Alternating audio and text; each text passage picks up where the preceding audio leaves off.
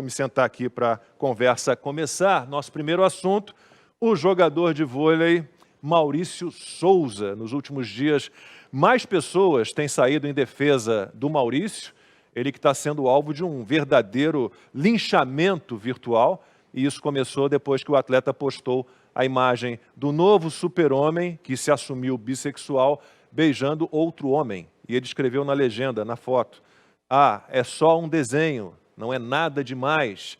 Vai nessa, que vai ver onde vamos parar."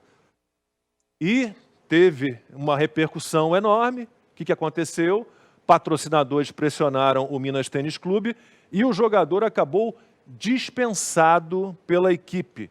O Maurício chegou a se desculpar publicamente pela publicação, disse que não teve a intenção de ofender a comunidade LGBT, mas não adiantou. Se bem que eu estava olhando, Constantino, ele saiu ali no Instagram de 200 mil, estava um pouquinho mais de 200 mil seguidores, para mais de 1 milhão, estava chegando a 1.200.000. Então, da mesma forma, tem ali também um grande apoio ao Maurício. Nós damos todo o nosso apoio a ele. Exatamente, Lacombe, é a maioria silenciosa, né? Eu fui um desses, né, mais de 800 mil, que eu realmente não acompanhava, e aí descobri, para minha felicidade, que o Maurício me acompanhava e me seguia, né? Então, fiquei muito feliz com isso, e tem algumas coisas importantes para a gente falar sobre esse assunto. Primeiro, né, é que ele foi cancelado por conta dessa publicação que você falou, mas também por já ter saído em foto ao lado do presidente Bolsonaro, por ter assumido a postura mais conservadora em alguns outros casos, e ido contra, por exemplo, linguagem neutra, né? Então tem todo um conjunto da obra. Vamos lembrar que o mais importante nunca é o que é dito ou feito, e sim quem diz ou faz, porque existe um duplo padrão, existe um salvo-conduto para a turma que se blinda sob o manto do esquerdismo, do progressismo, e quem é mais assumido com a direita ou conservadorismo é sempre linchado sob qualquer pretexto.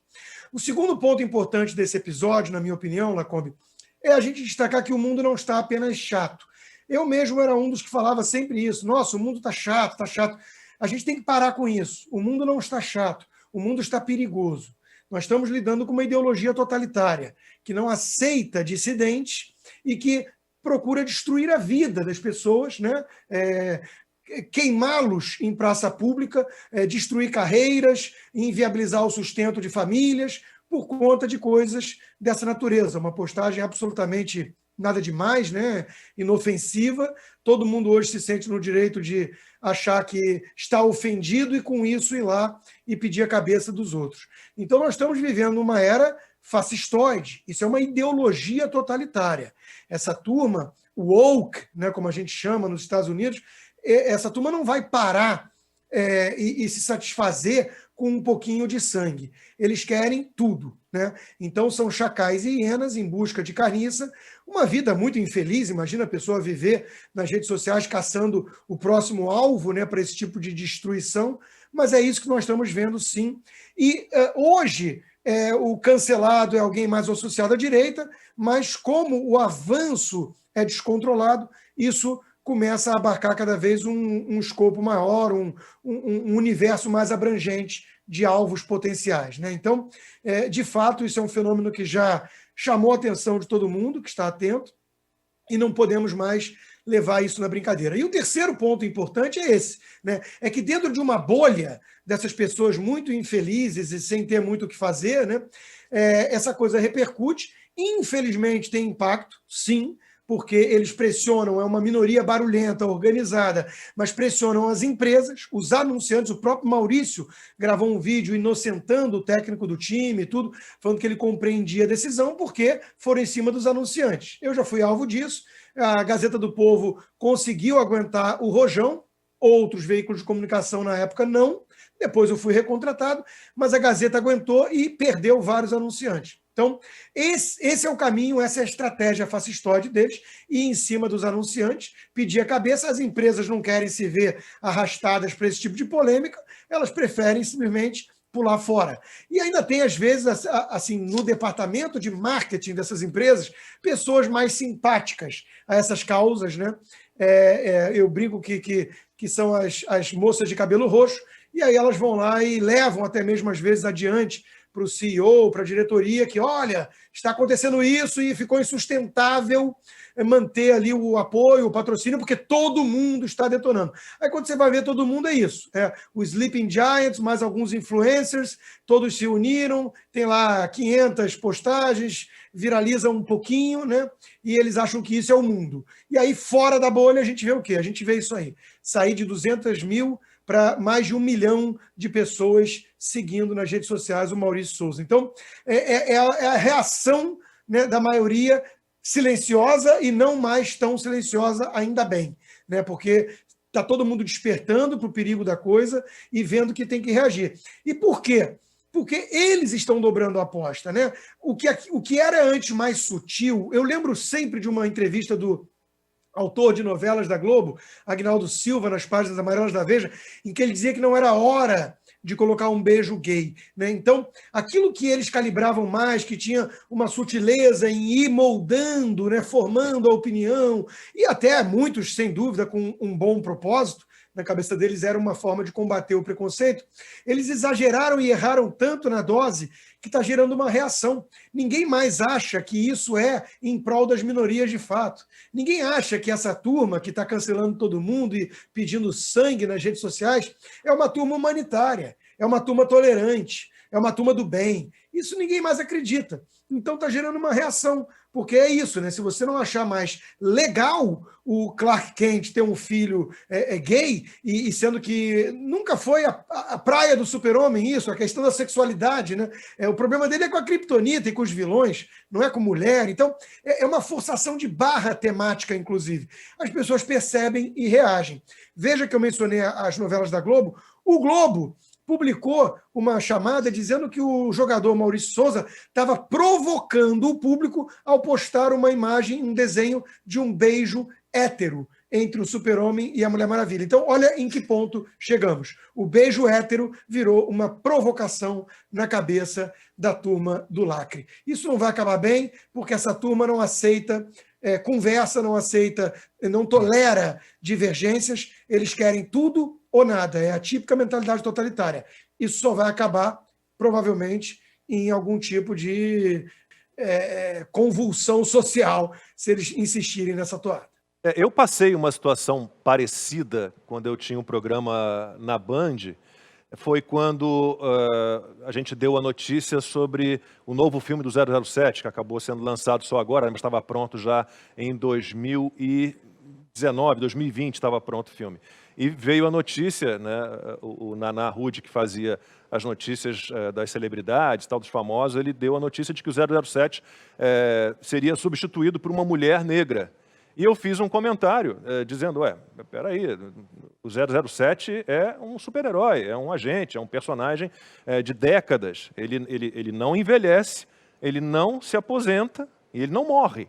Então, se você quer criar uma agente 00 negra, mulher, você cria 008, 009, mas você precisa matar o 007 ou substituí-lo de alguma forma para fazer isso, né? E a gente tem visto, Constantino e eu entrevistamos outro dia o Luciano Cunha, autor dos personagens O Doutrinador e do Destro. Ele teve o trabalho de fazer um levantamento e viu lá que a Marvel, a DC Comics, tem hoje 16 personagens lésbicas. Não tem problema nenhum quanto a isso. Pode lançar quantos vocês quiserem. Agora, não matem, não destruam os outros personagens históricos. E da mesma forma que vão lançar todos esses personagens, um super-homem bissexual, também não me incomodo, desde que você não suprimam os outros personagens.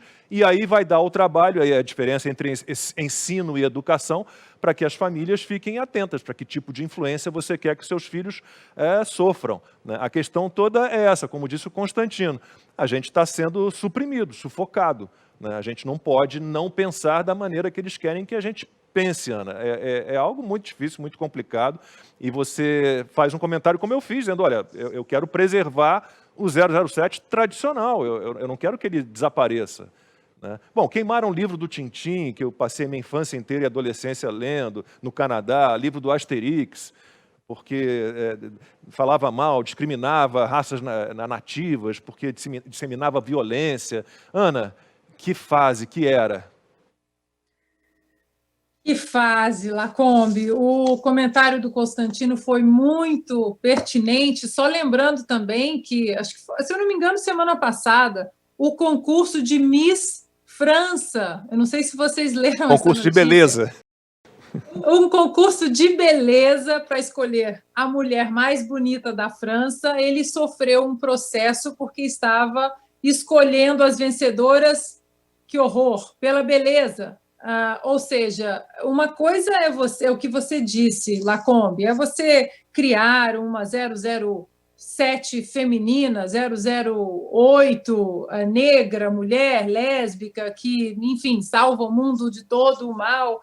Agora, você querer criar apagando, cancelando, e nesse caso aí do Maurício, linchando, porque foi um linchamento virtual o que o Maurício passou, simplesmente por ele defender uma coisa que ele acredita. Inclusive, eu vi outros comentários dele depois, ele dizendo: eu não sou contra absolutamente homossexuais, eu não sou contra nada disso, mas essa imposição dessa agenda aos meus filhos, isso sim, eu sou contra.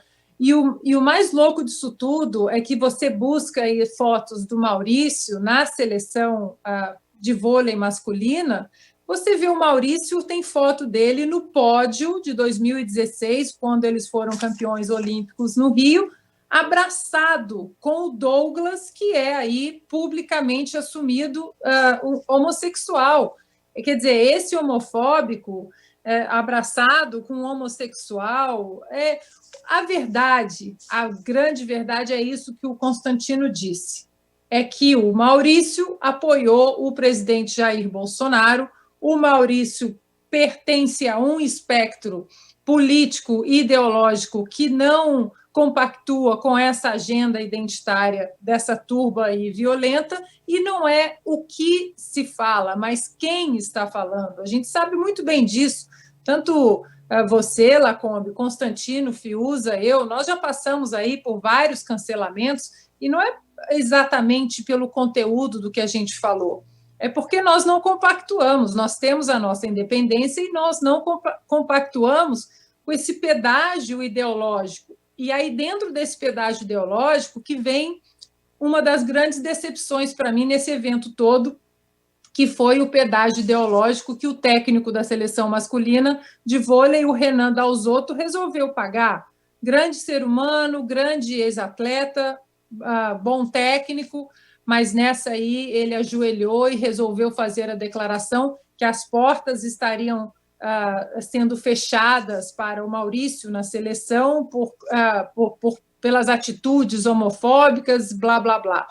Isso, para mim, foi a grande decepção desse evento todo, porque isso não é a posição de um líder, mesmo se o Maurício tivesse errado, que não foi o caso. Um líder nato, ele não colabora com o linchamento, ele não continua batendo exatamente só para pagar esse pedágio ideológico aí que eu estava falando. E jogadores também, que conhecem o Maurício, que conhecem a índole do Maurício, que sabem exatamente que pessoa o Maurício é em relação a esse assunto e outros, não vieram aí à defesa do Maurício. O que eu sei, Lacombe, consta, é que o Minas Tênis Clube não queria desligar o Maurício do seu elenco.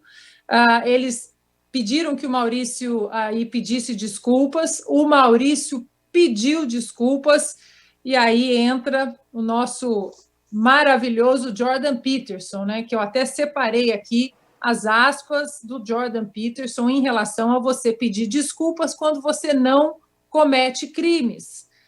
Nunca peça desculpas a uma turba sedenta de sangue. Você não está lidando com pessoas com quem pode restabelecer um relacionamento. Você está lidando com uma ideia sem alma que possui pessoas. E aí nós temos visto aí ao longo do ano passado, por exemplo, dentro daquele movimento do Black Lives Matter, teve um jogador, um quarterback aqui nos Estados Unidos, do Saints, que ele vem de uma família militar, pai, avô, tios, irmãos, e ele disse que ele não se ajoelharia no hino durante o hino nacional americano, e que para ele era um desrespeito aos veteranos de guerra, aos militares. Pronto, foi cancelado pelo Black Lives Matter, e ele disse, inclusive, que respeitava o movimento dos negros, do Black Lives Matter, mas que ele não queria se ajoelhar, embora ele apoiasse a causa do movimento. Resumo, ele foi cancelado, mesmo assim, ele pediu desculpas, e nem no 6º pedido de desculpas ele foi desculpado, a turba continuou cancelando, ou seja, se você não comete crime algum, não tem que pedir desculpas.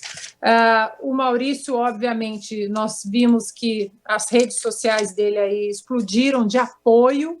Essa semana, a hashtag Somos Todos Maurício Souza foi a primeira no Twitter durante 2 dias, e é isso que a gente está vivendo, uma ditadura do pensamento e uma distorção também, porque não é apenas eles imporem uma agenda identitária e ninguém pode pensar diferente.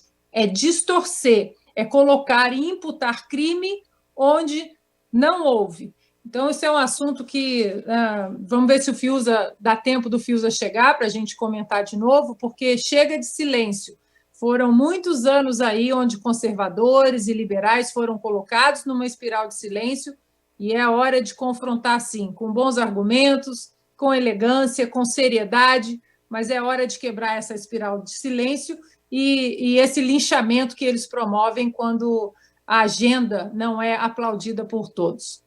Nós não somos... Deixa eu pegar um gancho, diga, Só isso que a Ana mencionou do sujeito que apoiava a causa, só não quis se ajoelhar, né? Isso me lembrou um episódio do Seinfeld, né, em que tem a história do boné, da fitinha, não lembro direito, né, e ele aderiu ali à turma, ele estava junto com o protesto, ele só não queria usar o diabo do boné ou da fitinha, né, o Kramer, e ele é massacrado por isso, acaba todo mundo correndo atrás dele. Então, é uma questão realmente de submissão absoluta. No fundo, isso se trata de controle social de alguma maneira também. E sobre a questão de associação ao bolsonarismo, né, não dá para evitar, quando a gente lembra, por exemplo, que alguns jornalistas não merecem nem que os nomes sejam citados aqui, mas um deles, por exemplo, que tem livros contra o PT, né, os petralhas e tudo, ele estava lá endossando essa narrativa de que o Maurício Souza é um nazista. Estão banalizando os termos. Quer dizer, um nazista homofóbico, porque ele colocou ali que, olha, isso aí está indo longe demais, estão querendo forçar a barra, né? E todo mundo sabe que tem uma agenda de sexualização precoce, por exemplo. Os super-heróis, deixem os super-heróis em paz em relação ao já existente, que é a sua mensagem, Lacombe. E mais do que isso, os super-heróis nunca tiveram essa questão, o enfoque nunca foi a sexualidade, né? Você não está lá para ver isso. Então, há uma agenda de sexualização precoce também. E aí o sujeito, hoje em dia, se colocar contra isso, se ele for associado ao governo, se ele tiver algum tipo de aproximação ao presidente ou reconhecer virtude, os jornalistas vão usar suas redes sociais para chamá-lo de nazista.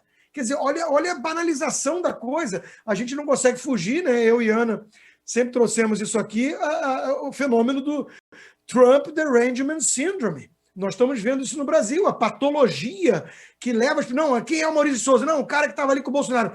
Vai para cima, destrói, não importa o que aconteceu. Isso é uma coisa abjeta, né? Abjeta. Sobre banalização, eu escrevi uma coluna outro dia para a Gazeta do Povo, 2 semanas atrás. Eu, como neto de um judeu alemão que conseguiu escapar do nazismo vindo para o Brasil, eu me sinto agredido cada vez que me chamam de nazista ou chamam alguém como Maurício de nazista. Espera aí, olha o que aconteceu na Alemanha.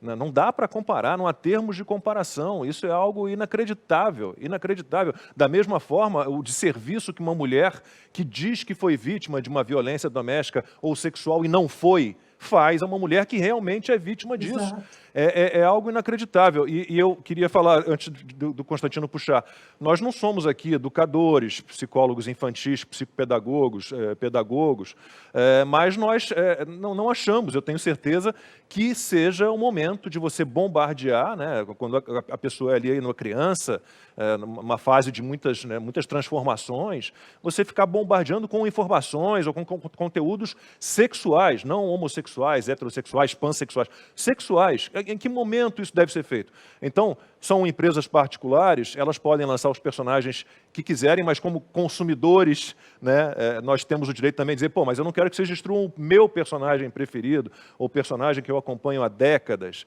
Então, isso é um direito nosso, né, e a gente pode, como pais, né, também reclamar dessa sexualização precoce, né, das nossas crianças, Ana.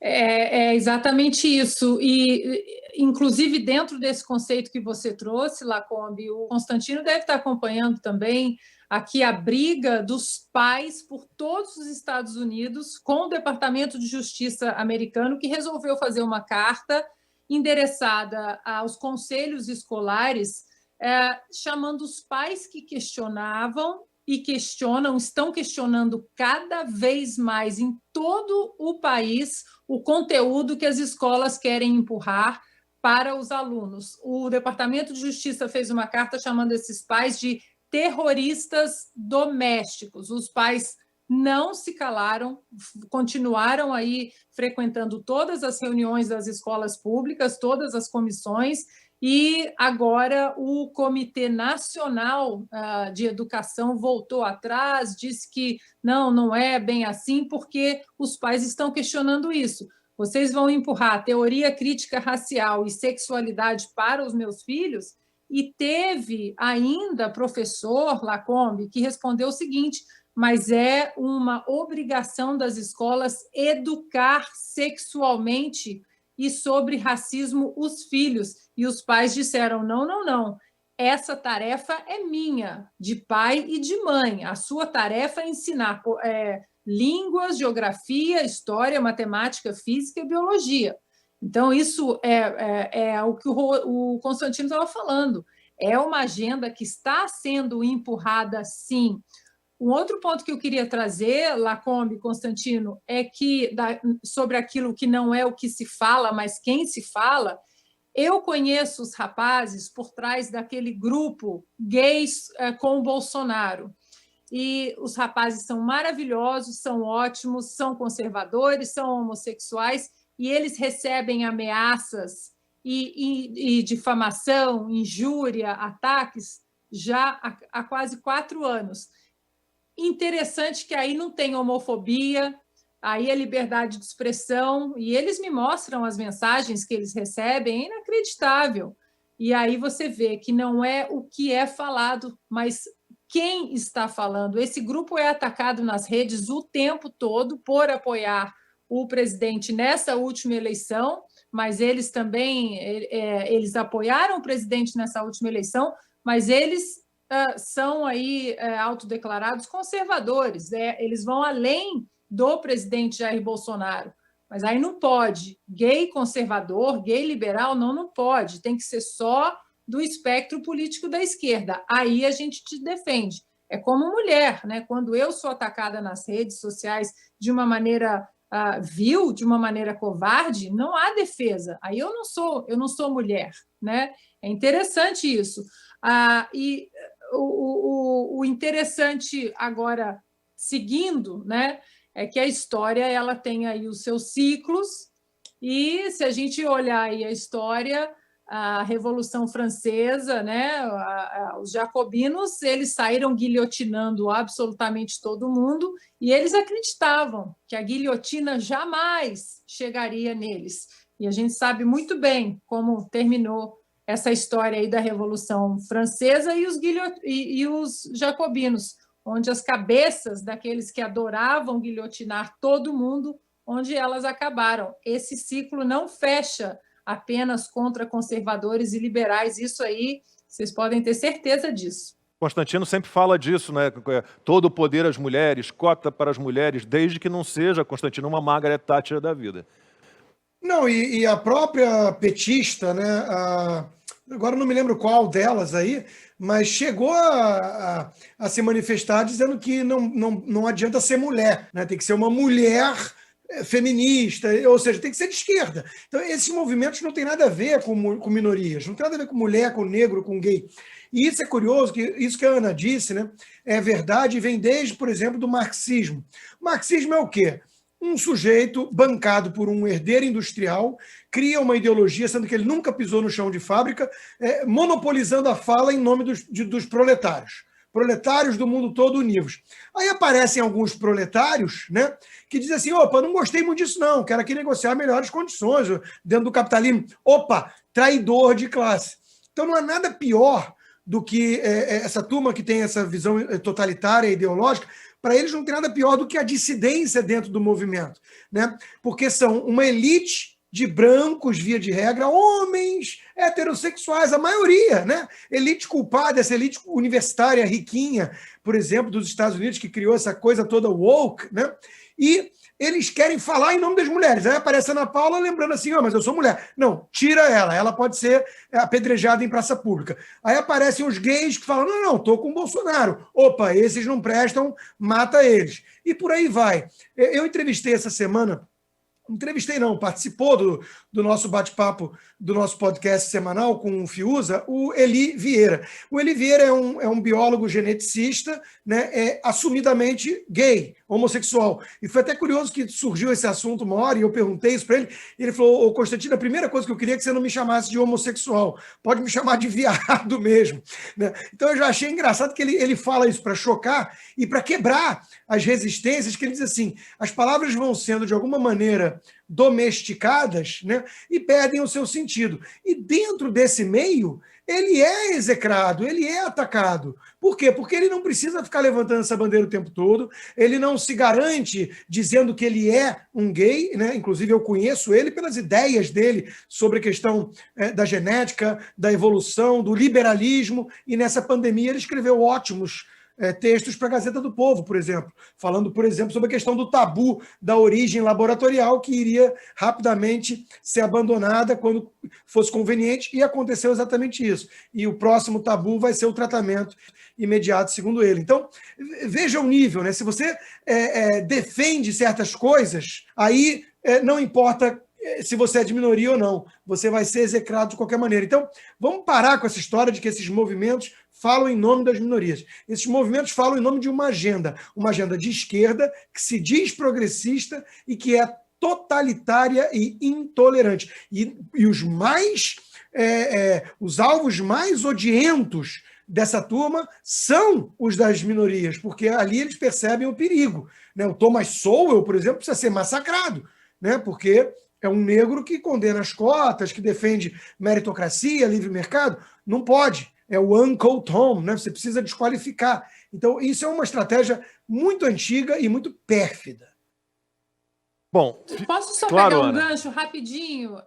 Que eu vi uma entrevista, porque o Rodrigo falou sobre o Thomas Sowell, tem um outro escritor também que faz parte ali do Hoover Institute, né? um think tank conservador espetacular dentro de Stanford, que é o escritor Shelby Steele, que é um negro também espetacular, maravilhoso, e ele estava na TV esses dias falando exatamente sobre o cancelamento do comediante o Dave Chappelle, negro também, que foi cancelado, aí essa vida negra não importa, né? Foi cancelado porque no show dele na Netflix ele disse que gênero existe, e só existem dois, homens e mulheres. E acabou. E foi cancelado, houve aí uma tentativa de boicote, uma pressão na Netflix para que o show dele fosse cancelado. A Netflix disse que não cancelaria, agora os shows dele também estão todos absolutamente esgotados. E aí o Shelby Steele foi perguntado sobre o cancelamento dele, porque um outro ator negro, agora eu não me recordo o nome, disse que o Dave Chappelle ele remava contra a onda natural de você expor a hipocrisia dos brancos. Aí, outra mulher negra, conservadora, a Condoleezza Rice, que foi secretária de Estado de governos republicanos, ela esteve num programa bastante esquerdista aqui na televisão americana, e ela foi questionada também sobre a teoria racial crítica que querem ensinar nas escolas. E ela disse, eu cresci na segregação racial, mas eu preciso mostrar para as crianças, e acho que isso tem que ser assim nas escolas, que para elevar os negros, eu não preciso diminuir os brancos e dizer que eles são racistas como um pecado original, eles já nascem com isso. E aí, juntando a Condoleezza Rice com o Shelby Steele, nessa entrevista, o Shelby Steele disse exatamente o seguinte, ele disse: o que nós inventamos, nós negros, até nos últimos anos? Algum carro, alguma fórmula de alguma coisa, algum remédio? Será que o nosso empoderamento está apenas no cancelamento? E aí você pode usar essa fala do Shelby Steele para tudo nessas minorias. Será que o empoderamento, que é a palavra que eles gostam, né, das minorias aí, da comunidade LGBT, é cancelando os héteros? Nós aqui temos amigos gays e os meus, pelo menos, eles não gostam dessa agenda identitária, porque eu tenho amigos gays, casais, que estão preocupados com pautas legítimas da comunidade, a adoção de filhos, o processo de uma adoção de filhos ser um pouco mais célere para eles, que não é tão célere quanto para um casal de homem e de mulher. Pautas que são muito pertinentes para a comunidade LGBT e que, dentro dessa gritaria toda aí, dessa forçação de barra com assuntos que parecem importantes, mas que, na verdade, é para empurrar uma agenda, acaba prejudicando a própria comunidade LGBT, como você disse, Lacombe, consta. Se todo homem é um estuprador em potencial, os estupradores reais que machucaram mulheres, eles se misturam no meio da multidão e ninguém é estuprador. Se todo mundo é nazista, ninguém é nazista. Você não consegue apontar exatamente o dedo para quem comete crimes. E se todo mundo é homofóbico, não vai existir a verdadeira homofobia. Aí as vítimas da verdadeira homofobia também vão ficar perdidas numa multidão aí onde todo mundo é homofóbico, todo mundo é nazista e todo mundo é estuprador em potencial.